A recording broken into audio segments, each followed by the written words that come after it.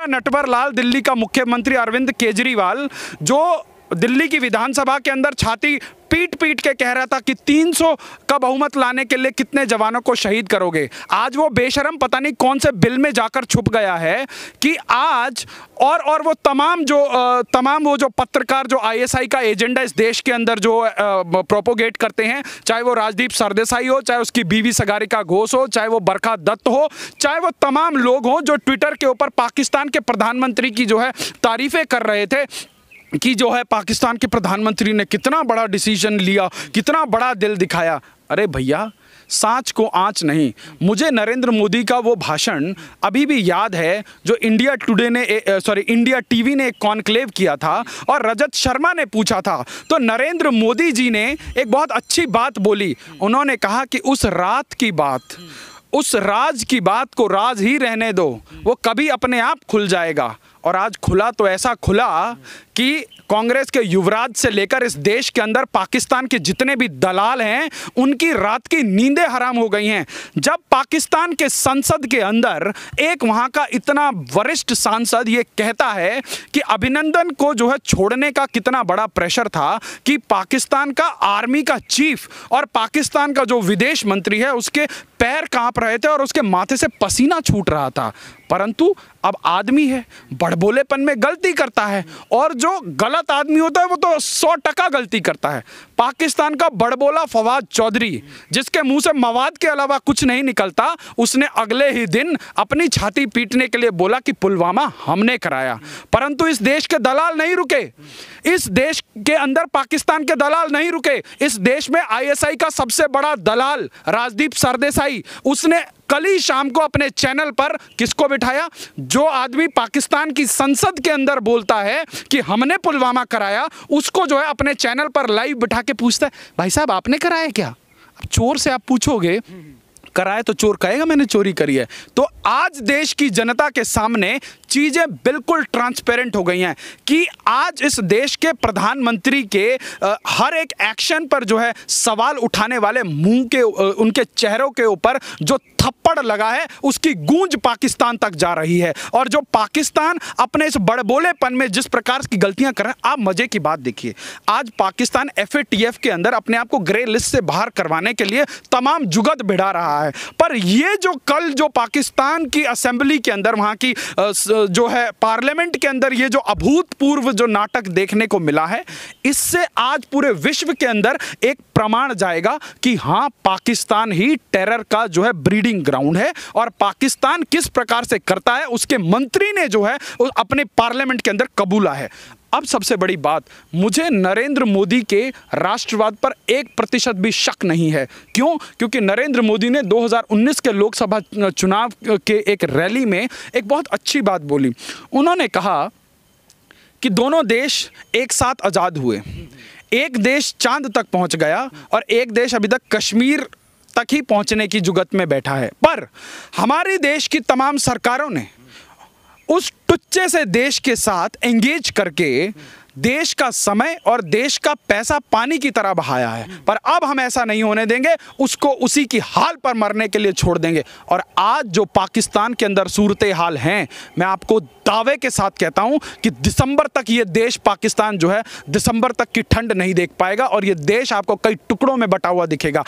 आज जब देश का प्रधानमंत्री बिना एक गोली और एक बम चलाए कश्मीर के अंदर 370 हटवा देता है, जिस 370 के अंदर लोकसभा में चर्चा करते ही देश के अंदर जो है तमाम उग्र प्रदर्शन हो जाते थे, आज जब देश का प्रधानमंत्री एक लोकतांत्रिक व्यवस्था के तहत जो है एक राम मंदिर जैसा मसला जो 500 सालों से पेंडिंग पड़ा था, उसको इतने शांतिपूर्व ढंग से जो है हल करवा देते हैं। आज देश के प्रधानमंत्री जो पूरे विश्व पटल पर जियोपॉलिटिक्स की जो है प्लेटफॉर्म पर पाकिस्तान को अलग थलग कर देते हैं। अगर कोई व्यक्ति उनके कार्यशैली पर 1% भी जो है अगर उसको शक होता है तो मैं कहता हूं सबसे पहले वो अपना जाके DNA चेक कराए। क्यों? क्योंकि इस देश का प्रधानमंत्री जब से उन्होंने इस ऑफिस को संभाला है वो व्यक्ति 18 से 20 घंटे जो है काम कर रहा है और उसकी कार्यशैली पर शक करना असंभव है। लेकिन बात ये करेंगे कि कल ही बीजेपी के 3 नेताओं को कश्मीर के अंदर मार दिया जाता है। क्यों इतना बड़ा सब हो रहा है, पाकिस्तान कबूल भी रहा है, फिर आतंकवादी हमले। देखिए, कश्मीर के अंदर कुछ परिवार हैं, महबूबा मुफ्ती का परिवार, फारूक अब्दुल्ला का परिवार, इन लोगों की राजनीति अर्श से फर्श तक चली गई। आज वो एक ऐसे गर्त में हैं। एक आपने सुना होगा कि एक प्रोजेक्ट रोशनी के तहत उन्होंने कितने ज़मीनों का घोटाला कर रखा था, और आज जो है उसके ऊपर सीबीआई की जो है तमाम जो है जांच बैठ गई है, और उनकी जितनी भी फाइनेंशियल अनियमितताएं थी वो आज देश के सामने खुलकर आ रही हैं। देखिए, पहले क्या था, जब तक धारा 370 थी, भारत का जो कानून है, जो भारत देश का कानून है, तमाम वो कानून जो है वहाँ पर अमान्य थे। अब क्या हुआ, धारा 370 हट गई और देश का सभी कानून वहाँ पे अक्षर से पालन होगा। और आज वहाँ पर राज्यपाल के रूप में जो मनोज सिन्हा जी बैठे हैं, वो एक पॉलिटिकल माहौल तैयार करने के लिए, एक विश्वास और विकास की बयार बहाने के लिए, और जो लोगों के मन के अंदर जो असुरक्षाएं इन दलालों ने, पाकिस्तान और चीन के दलालों ने वहां जो कर रखी थी, उन चीज़ों को जो है एक विश्वास में लाने के लिए जो है एक पॉलिटिकल अपॉइंटमेंट राज्यपाल के रूप में हुई है। और जिस प्रकार से मनोज सिन्हा जी काम कर रहे हैं वहाँ दिन रात, वो काबिले तारीफ है। पर आपने देखा होगा पिछले कुछ दिनों में फारूक अब्दुल्ला का बयान, आपने देखा होगा महबूबा मुफ्ती का बयान, तो हाँ जी, क्यों फारूक अब्दुल्ला बोलते हैं कि चीन को जो है हमला कर देना चाहिए, चीन जो है ऐसा कर लेगा वैसा कर लेगा, और उसके बाद महबूबा मुफ्ती बोलती हैं कि मैं जो है राजनीति में तब तक नहीं आऊँगी जब तक यहाँ पे कश्मीर का झंडा। अरे भैया, वो दिन गए।